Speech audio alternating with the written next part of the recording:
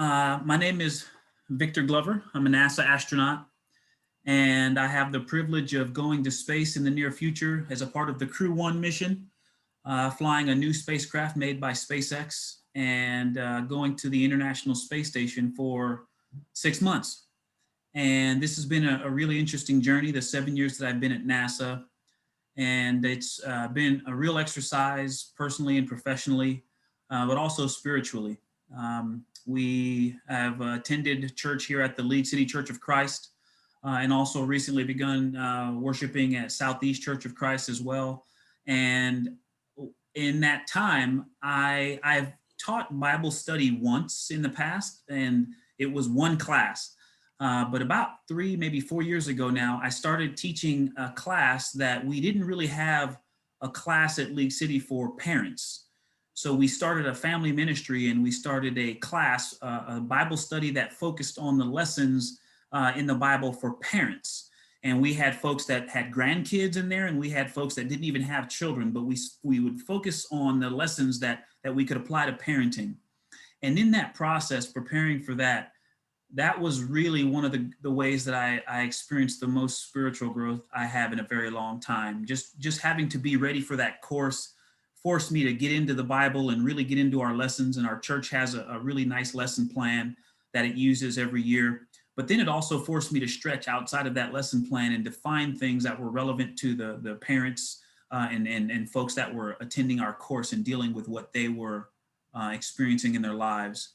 And it also helped me to grow closer to my brothers and sisters that were there. We spent a lot of time talking about the real world situations that were going on in people's lives, the challenges they were having with their spouses or with their children. And it really wound up being not just a great study, but a great fellowship. And it really grew some bonds that are really valuable to us. And so I think that has been a very important part of my spiritual growth and just trying to be really involved. We have a really strong and active men's fellowship there that, everything from our Bible study class to, meeting each other for lunch and supporting each other in our professional and personal lives and supporting the work of the church or helping out after, our Hurricane Harvey relief effort was a lot of the men in our church just, driving around with our trucks and boots and lending a hand where we could. And so, as I prepare to leave the planet, I miss interacting with all of those folks and teaching the class. But this time has really helped me to focus on what really is most important. What do I really have to be doing right now? And I realized how important it is that I really make sure that my family is not just prepared for this mission, but is prepared for life. And that's what a parent's job is. Understanding the role of God in my life and God's authority and my submission to that and the love and support and encouragement that can create in my life. It's representative of the children's relationship to their parents.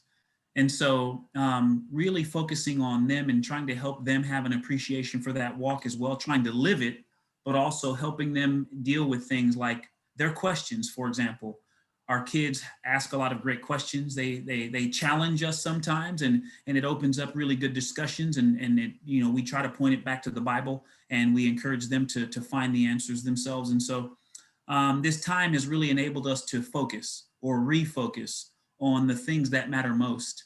And it's great to teach a class. I really did experience a lot of growth from that.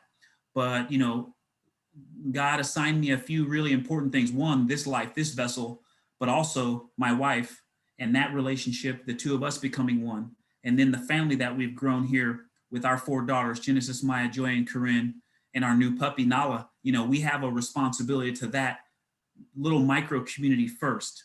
And this house is the first house of worship that we all should be thinking about and making sure that wherever our family plugs into a local congregation, that we're doing the things that we need to do at home to ensure that we have a healthy relationship with God, as well as a relationship with the local believers here in our community. That's great. I've got to ask how to spell the puppy's name now. Nala, Nala, like Simba's friend from the Lion King movie. Oh, okay. What kind of puppy? She's a Rottweiler. She's going on 8 months. She's 7.5 months and 82 pounds. So she's a big puppy. Oh, wow. Okay. Yeah. Yeah. Wow. Wow. Well, Victor, thank you so much. I really appreciate you talking to me and wish you all the best Yeah. on your mission. Thank you. There's something else on my heart I want to say too, Sure. and I don't know if you Sure. want to just, use whatever you want to from this, or don't use it at all, and you Okay. can use video or you can write it down. It's up to you. Okay. But there's some really interesting things going on right now that the world is just in a very interesting place, which opens the door for really interesting opportunities. As a motivational speaker, I liked in college used to say, challenges are an opportunity to exercise faith and creativity. That was Les Brown. I loved listening to him. And I look at some of the things I'm seeing in the church, and I kind of see three groups of activity. I see folks that are just sort of not really affected by the world and think that we can really truly live apart from the world. And I understand what it means to not be of the world in terms of a sin nature, but we do live. Our feet are planted on this ground. Yes, says someone who is about to go to low Earth orbit for half a year. Our feet are stuck on this planet, whether we like it or not. I eventually will come back down from space, and I live here on the ground. And so some of us just seem to exist tangentially or separated from these issues, all of the issues. There's so many things going on right now. Pick yours.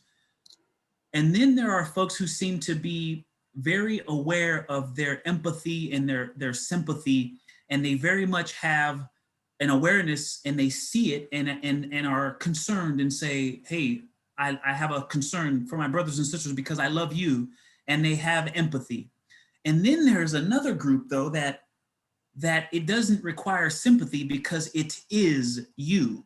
You don't have to look at someone else and say, I feel for your situation.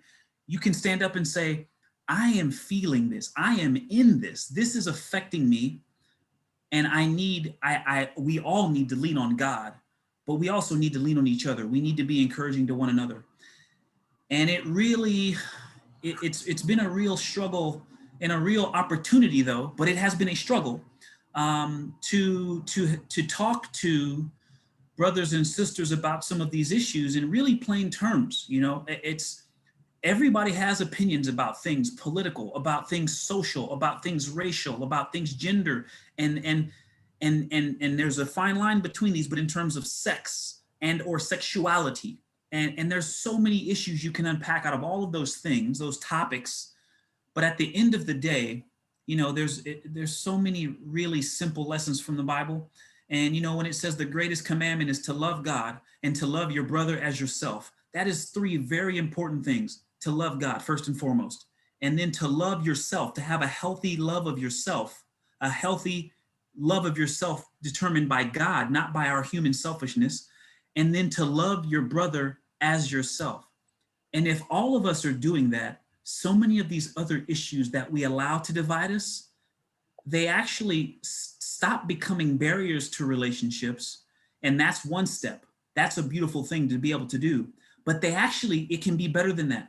They can actually become parts of the bonds, the fibers of the relationships that bond us together.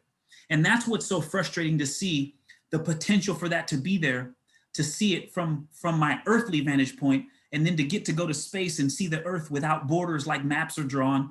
But then to also know that that's possible, but we're not there, and to try to encourage those conversations.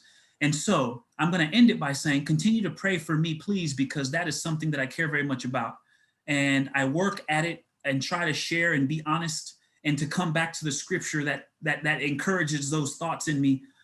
But it is a challenging walk, and it requires encouragement and support. And I know I can lean on God, but sometimes I need to lean on my brothers and sisters, because it's not a message that I think gets enough airtime. And it can be discouraging sometimes. And so, I've got breath in my lungs and an amazing opportunity ahead of me. So those things are very encouraging, but yeah, some days it's harder than others. Good. Real quick before you go, your shirt, does that have a special significance? Yeah, my sweatshirt. It's actually, my sister recommended this, and I really like it. It's got King for Martin Luther King, Maya Angelou, Rosa Parks, George Washington Carver, Muhammad Ali, and I really love this plus here, you know, and um, I think it's I think it's important for, I understand how sometimes even patriotism can get in the way. God doesn't really have to have a concern for my patriotism, but I am an Uh-huh. American, and we were blessed to be born in America, and I really appreciate living in this country and having the opportunities that being an American affords. And I will say it like this: the person who came up with the idea for Negro History Week that has grown into what we call Black History Month now. Uh-huh. Uh, his name is Dr. Carter Woodson, was Dr. Carter Woodson. And he said this: he said that it is not to highlight the accomplishments of one race, but it is to understand the history of our nation void of racial, religious, gender, or social bias. And so I do think that all of us should understand history and to understand where we come from and the legacy that we're all a part of, and to understand that story. And I do think we have work to do in terms of making sure that that a complete and entire whole story is told, whether we like it or not. It's what it is, and